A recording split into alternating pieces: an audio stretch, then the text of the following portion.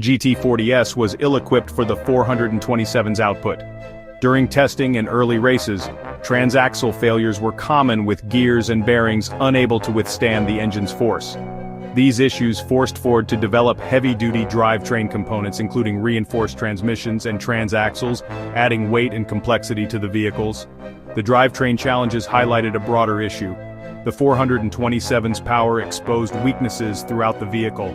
Every gain in horsepower revealed a new bottleneck, requiring engineers to strengthen not just the engine, but the entire platform.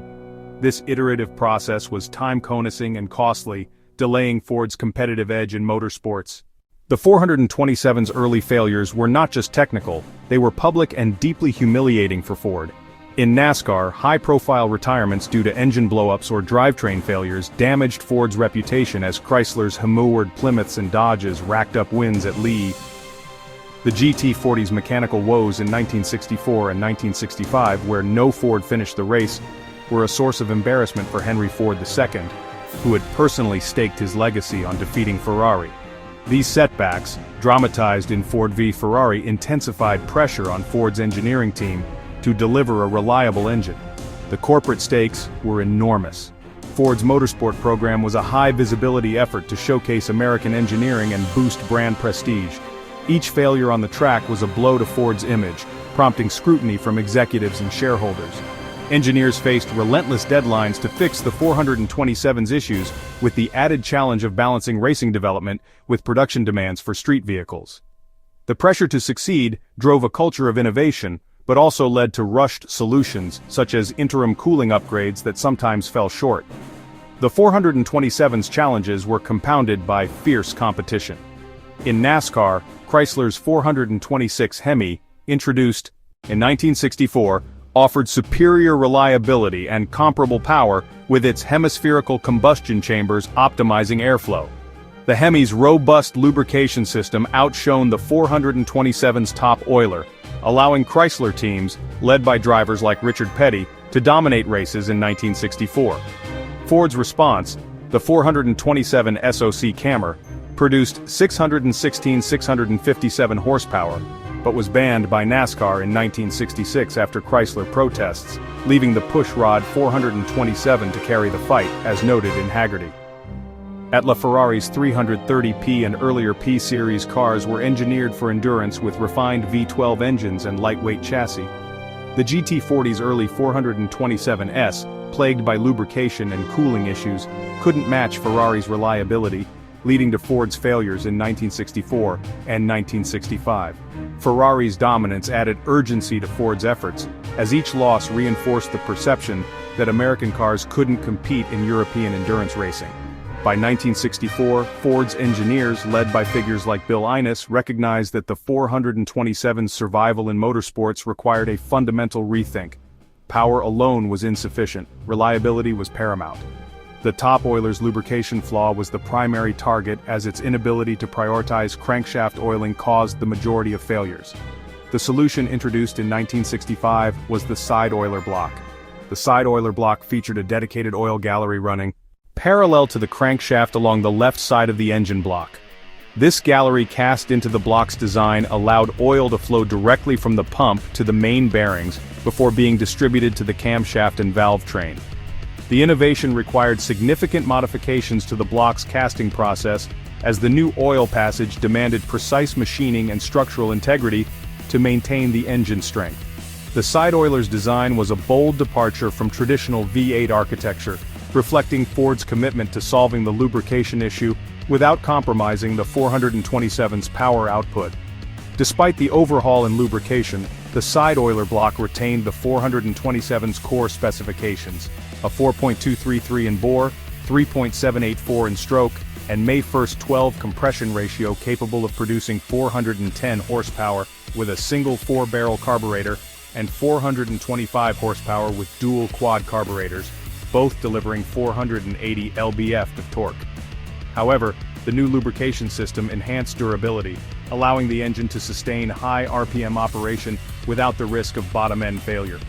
The block also incorporated reinforced main bearing webs with cross-bolted caps, further strengthening the bottom end, and a forged steel crankshaft introduced in 1965 replaced earlier cast versions, improving resistance to stress.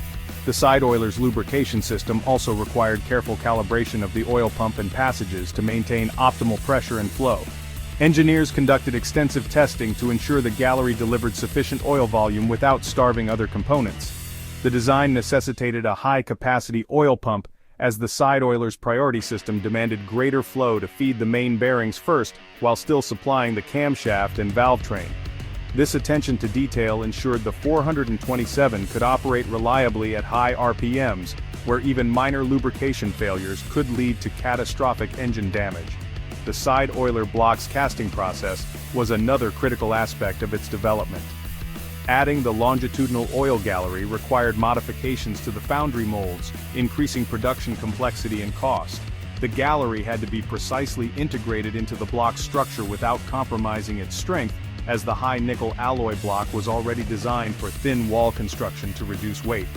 Engineers balanced these factors by reinforcing key areas such as the main bearing webs, ensuring the block could handle the stresses of racing while adding the new oiling system forged in fire. Enzo Ferrari laughed. Americans build washing machines, not race engines. At Le 1965, disaster. Struck again. Ken Miles' GT40 Nuran led for 20 hours until the transmission exploded. Engineer Phil Remington, Shelby American. We knew the side oiler could last, but the transaxle, it was... Glass, Miles raged. You give me a grenade and tell me not to pull the pin. You give me a grenade and tell me not to pull the pin. Shelby's team worked 72-hour shifts.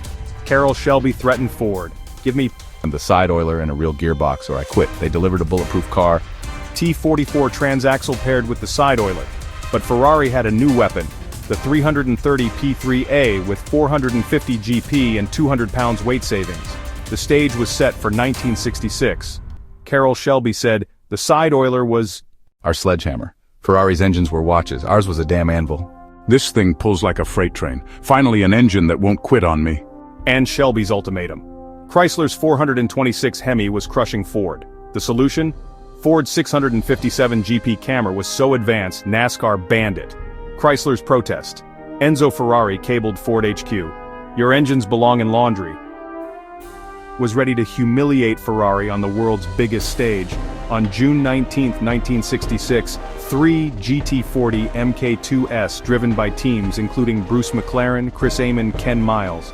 Miles, Denny Hume, Ronnie Bucknam, and Dick Hutcherson lined up against Ferrari's 330 P3S. The 427 side oiler's ability to deliver sustained high-speed performance, often exceeding 200 miles per hour, on the Mulsanne straight. Straight, combined with its side-enhanced reliability, proved decisive.